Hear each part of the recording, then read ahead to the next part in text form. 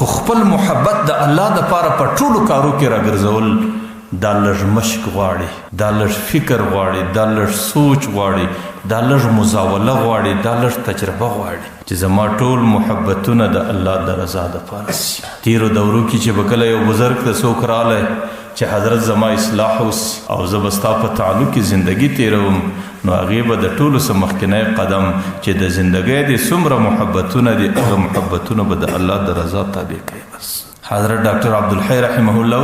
وایي ډېره زندګي مې پر دې باندې مشق وکړ، مزاوله مې وکړه او پر دې باندې مې ډېر محنتونه وکړل، ځکه دی د اشرف علي تانوي صاحب تانوي رحمه الله خلیفه و. د ډېرې زمانې څه وروسته الله تعالی دغه نعمت په لاس راکړې چې د زندګۍ ټول محبتونه مې د الله دپاره دي. بس هغه به وایي چې کله سړی کور ته راس نو وږی دی زنانه نفقه ورته کښېږدي. د نفس تقاضا خو دا ده چې بس دستي نفقه شروع کړه، لیکن یو ګړی لږ ودرېږ چې زه دا نفقه څنګه خورم،